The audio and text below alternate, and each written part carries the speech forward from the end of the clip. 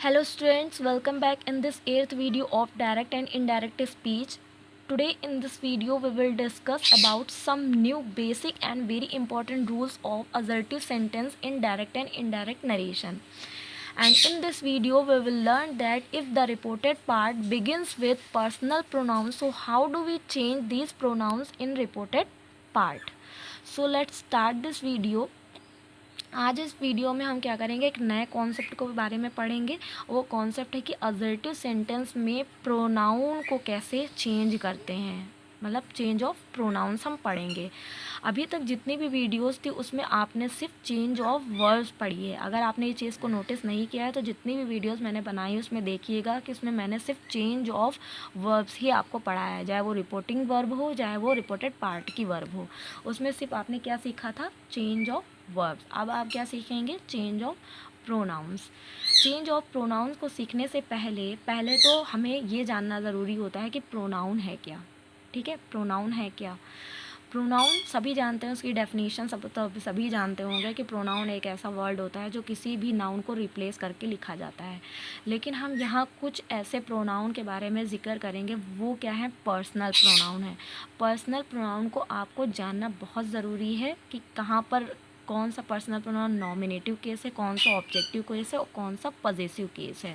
तभी अगर आपको ये नहीं पता है, पर्सनल प्रोनाउन का उस चार्ट के बारे में नहीं पता है, तो आप नहीं बदल पाओगे कि क्या चीज़ आपको बदलनी है, कि कहाँ पर आपको नॉमिनेटिव पर्सनल प्रोनाउन बदलना है, कहाँ पर ऑब्जेक्टिव, कहाँ पर आपको पजेसिव प्रोनाउन बदलना है।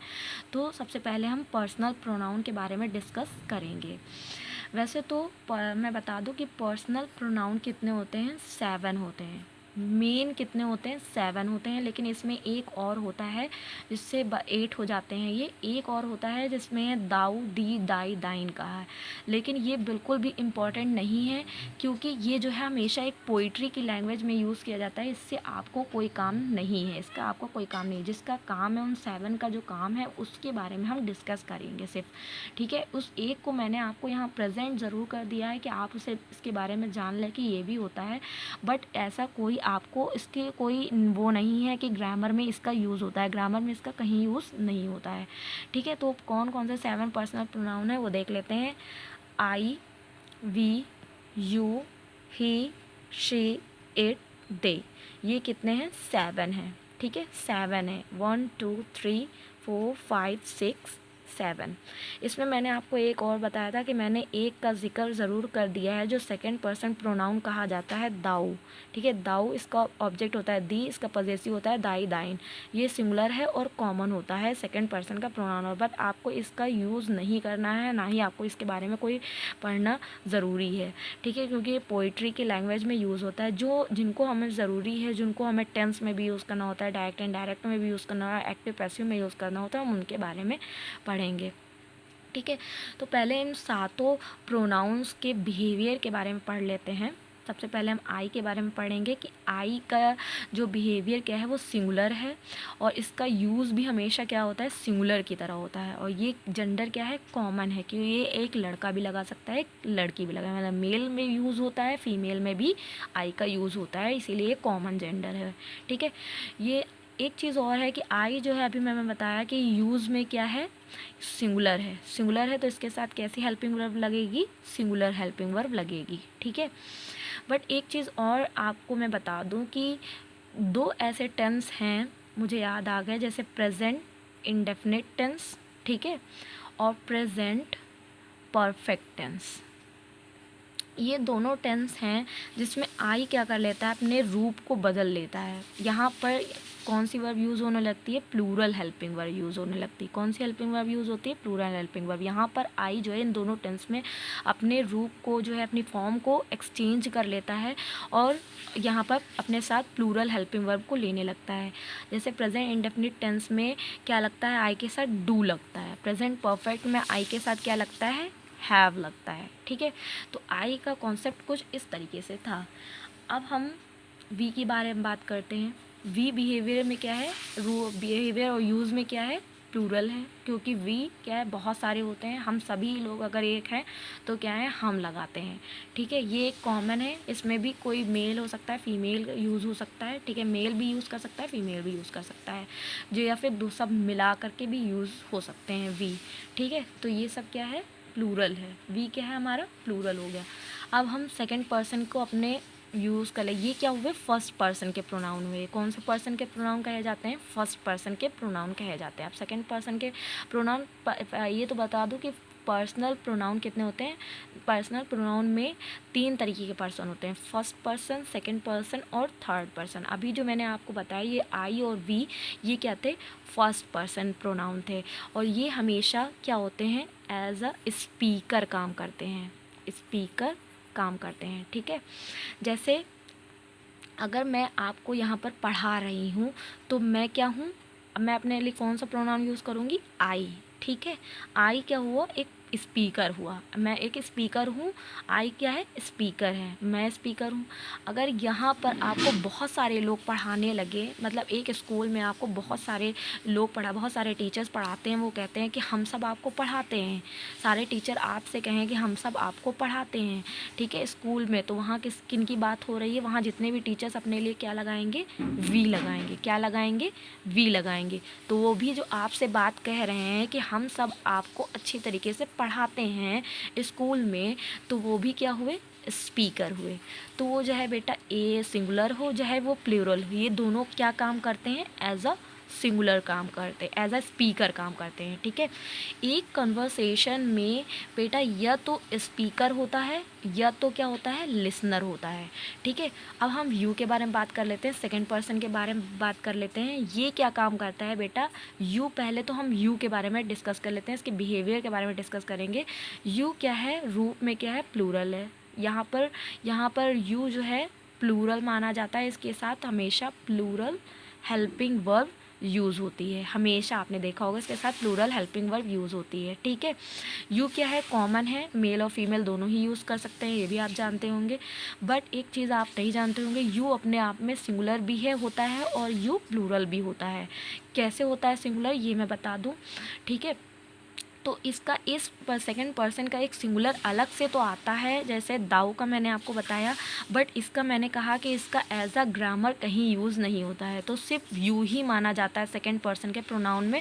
तो सेकंड पर्सन का ये जो प्रोनाउन है वो अपने तरीके से 2 तरीके से काम करता है, सिंगुलर भी काम करता है और प्लूरल भी काम करता है।